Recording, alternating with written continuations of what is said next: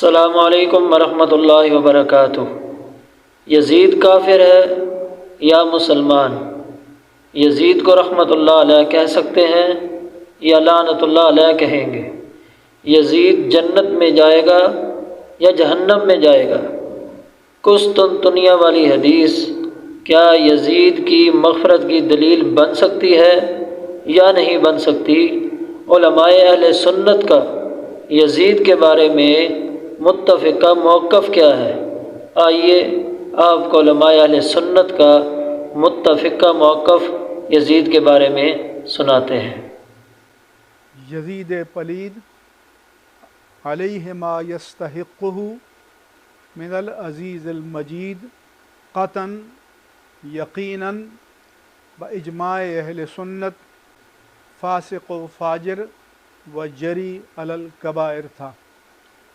اسی قدر پر ائمہ اہل سنت کا اتباق و اتفاق ہے، صرف اس کی تکفیر و لعن میں اختلاف فرمایا۔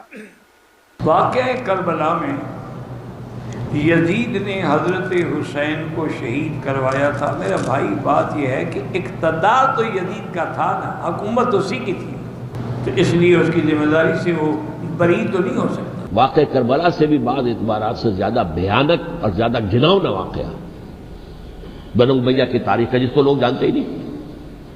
مدینہ کے کچھ لوگوں نے بغاوت کی اور انہوں نے اس کے خلاف فوج بھیجی، اور فوج کو جب مدینہ فتح کر لیا 3 دن کے لیے حلال کر دیا، جو چاہو کرو، یہاں جسے چاہو مارو، جسے چاہو لوٹو، جس کا گھر چاہو برباد کرو، جس عورت کو چاہو ریپ کرو، اور یہ مدینہ النبی کے اندر ہوا۔ تو اس لیے یزید کو بالکل معصوم قرار دینا یہ بھی غلط ہے، وہ مجرم تھا، لیکن اس کو اتنا لعنتی قرار دے دینا کہ گویا حضرت حسین کو اس نے قتل کرایا تھا، اس کا بھی کسی تاریخی مستند روایت سے ثبوت نہیں ملتا۔ لہذا صحیح بات یہ ہے کہ نہ لعنت اللہ علیہ کہو نہ رحمت اللہ علیہ کہو، خام خواہ میں فضول چیزوں میں پڑھنے کی بولو بھائی ضرورت کیا ہے؟ ہم تو یزید کو قرآنی جماعت نہیں مانتے۔ قرآنی جماعت تو صحابہ ہیں جن کے بارے میں سوچنا غلط کفر ہے، اور یزید کے بارے میں جو مرضی سوچتے رہو، ہم تو نہ گالی دیتے نہ تعریف کرتے ہیں۔ دیکھیں صاحب، بالکل چھنی چھنائی بات ہے کہ ہم یزید کو فاسق سمجھتے ہیں۔ ہم ایک جملہ یزید کی تعریف میں نہیں کہتے۔ انتہائی بےہودہ آدمی تھا، پرلے درجے کا فاسق و فاجر تھا، اور مسلمانوں کا خون بہانے والا۔ پچھلی پوری امت نے، یہ اب کچھ 2-4 بے وقوف پیدا ہو گئے ہیں، یہ یزید کو سر پہ چڑھائے ہوئے ہیں، اور کچھ پہلے بھی ایسے تھے، ایک طبقہ تھا، اور یزید کو وہ پیغمبر علیہ السلام سے معاذ اللہ برتر سمجھتا تھا۔ ان سارے بدبختوں کو چھوڑ کے یزید جیسے آدمی کی کوئی تعریف کرے گا؟ ائمہ کے درمیان اس پہ بحث ہوئی ہے کہ یزید مسلمان بھی تھا یا نہیں تھا، تو اس لیے یزید کے بارے میں صاف ہے۔ حنفی فقہا میں 2 گروہ، کچھ اسے کافر کہتے ہیں، کچھ اسے فاسق کہتے ہیں، اس سے زیادہ کیا بات ہو۔ بہت سے لوگ یزید کے حق میں ہیں، وہ ایک حدیث مبارک کو پیش کرتے ہیں کہ نبی کریم صلی اللہ علیہ وسلم نے ارشاد فرمایا کہ جو قسطنطنیہ کے جہاد میں شرکت کرے گا اس کے لیے مغفرت کا وعدہ ہے، مغفور اللہم، ان کی معافی ہے، ان کے گناہ معاف کر دیے جائیں۔ تو بعض لوگوں کا کہنا ہے جو یزید کے حامی ہے کہ جب یزید قسطنطنیہ کے جہاد میں شریک ہوا ہے، اس کی گناہ کی معافی کا وعدہ اللہ کے نبی نے فرما دی ہے، تو آپ ان کو فاسق اور فاجر کس بنیاد پہ کہتے ہیں؟ یہ بات اچھی طرح ذہن نشین فرما لیں۔ کسی بھی عمل صالح پر جب معافی کا وعدہ ہوتا ہے کہ جو شخص یہ نیک کام کرے گا اس کے گناہ معاف کر دیے گے، اس کا معنی یہ ہوتا ہے کہ اس کے گزشتہ سال کے گناہ معاف کر دیے جائیں گے، یہ نہیں کہ اس کے آئندہ جو گناہ کرے گا وہ بھی معاف کریں گے۔ ہاں البتہ بعض اعمال پر اگر اللہ کے نبی اور بعض شخصیات کے بارے میں رسول اللہ صلی اللہ علیہ وسلم کسی خاص موقع کی مناسبت سے اعلان فرما دیں کہ ان کے بعد والے گناہ بھی معاف ہوں گے یا بعد والے معاملات اور مواخذہ بھی نہیں ہوگا، یہ بالکل الگ بات ہے۔ جس طرح بدرین صحابہ کرام کے بارے میں رسول اللہ صلی اللہ علیہ وسلم کا ارشاد ہے کہ یہ بعد میں بھی جو کچھ کریں گے اس پر بھی ان کا مواخذہ نہیں، وہ چونکہ تصریح آ گئی ہے لہذا اس پر ہم کو بات نہیں کر سکتے۔ ہاں عام اصول یہ ہے کہ جب بھی کسی نیک عمل کی وجہ سے معافی کا وعدہ ہو تو گزشتہ گناہوں کی معافی کی بات ہوتی ہے، آئندہ گناہوں کے معاف ہونے کا اس میں اعلان نہیں ہوتا۔ اسی طرح اب یہ بات یہاں بھی سمجھے، قسطنطنیہ کے جہاد میں جو شریک ہوگا اس کے گناہ معاف ہیں۔ کیا مطلب؟ جو گزشتہ گناہ تھے وہ معاف ہیں، اور جو بعد والے گناہ ہیں اس کی معافی کا تذکرہ ہرگز اس قسطنطنیہ والی حدیث میں موجود نہیں، لہذا اس کو بنیاد پر آئندہ گناہوں سے بھی اس کو پاک قرار دینا یہ بات ہماری سمجھ سے بالا ہے۔ اس لیے جن گناہوں کی بنیاد پہ اہل سنت والجماعت کے اکابر، اسلاف، مشائخ یزید کو فاسق کہتے ہیں، وہ اس قسطنطنیہ کے جہاد سے پہلے کے گناہ نہیں بلکہ بعد کے گناہ ہیں۔ حضرت حسین بن علی کا قتل رضی اللہ عنہ بعد کا ہے، اہل بیت کا قتل یہ بعد کا ہے، یزید کا فسق و فجور یہ بعد کا ہے۔ اس لیے بعد والے گناہوں کو دیکھ کر ہم فاسق کہتے ہیں، اس سے پہلے والے گناہوں کو دیکھ کر فاسق نہیں کہتے۔ بعض لوگ کہتے ہیں جی وہ تو یزید بیٹھا ہوا تھا دمشق میں اور امام حسین شہید ہوئے کربلا میں کوفے کے قریب جا کے، تو امام حسین نے اس نے تھوڑا آرڈر دیا تھا، بھائی اس نے آرڈر نہیں دیا تھا، بعد میں اس پہ ان کے خلاف کارروائی کرتا۔ کس کے خلاف کارروائی کی؟ وہ راضی تھا، اس قتل پہ راضی تھا۔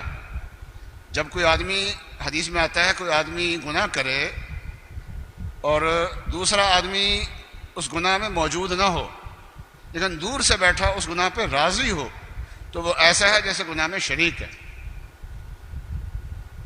پہلا سیاسی گناہ جو ہے، عظیم گناہ، وہ دنیا کے روئے زمین کے جو سب سے اونچے درجے کے اولیاء اللہ ہیں ان کو شہید کرایا اس نے، ان کا پانی بند کیا، ان کو ایذائیں پہنچائیں، ان کو تکلیفیں پہنچائیں۔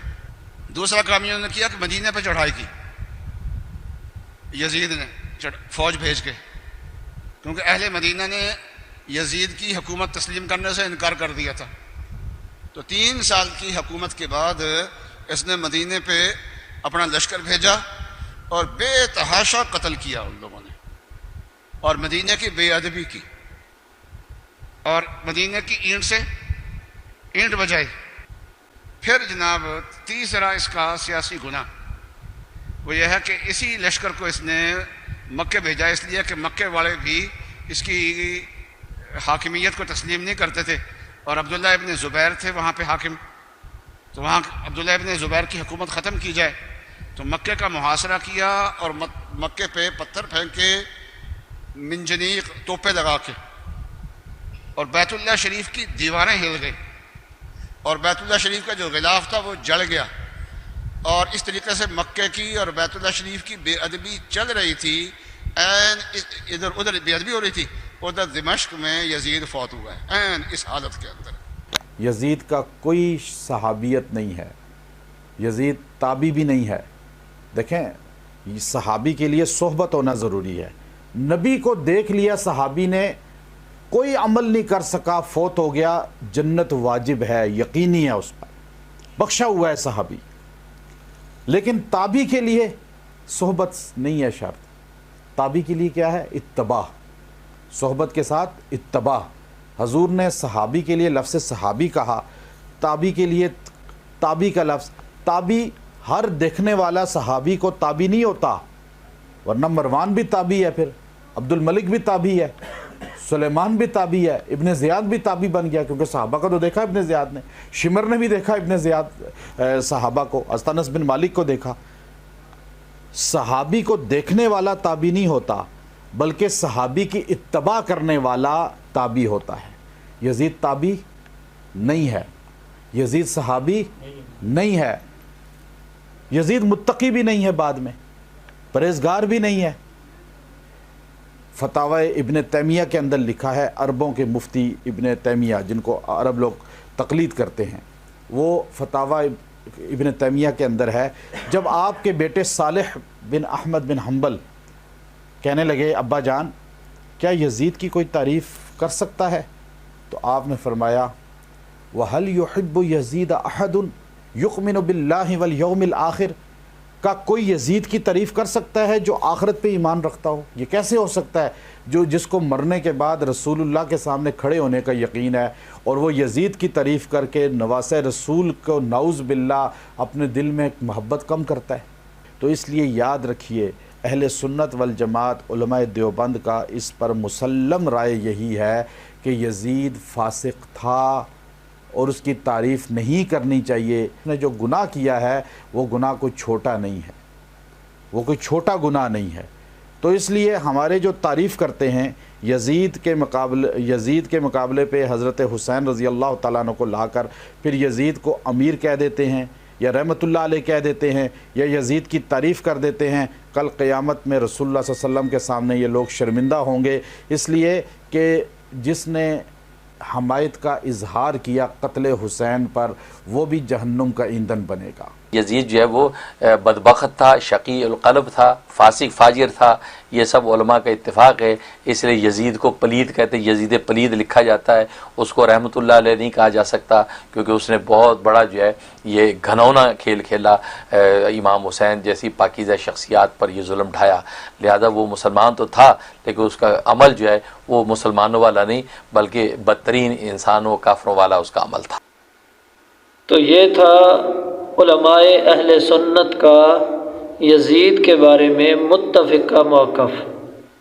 مجھے سب سے زیادہ جو مفتی طارق مسعود صاحب ہیں ان کا موقف پسند آیا کہ نہ اس کو رحمت اللہ علیہ کہیں نہ اس کو لعنت اللہ علیہ کہیں، ان کو اس کے حال پہ چھوڑ دینا چاہیے۔ آپ کو کس عالم کا موقف پسند آیا کمنٹ کے ذریعے ضرور بتائیے گا۔ ہماری ویڈیو کو لائک کیجئے، شیئر کیجئے اور ہمارے چینل کو سبسکرائب کیجئے۔ پھر ملیں گے انشاءاللہ العزیز ایک نئی ویڈیو کے ساتھ۔ السلام علیکم ورحمۃ اللہ وبرکاتہ۔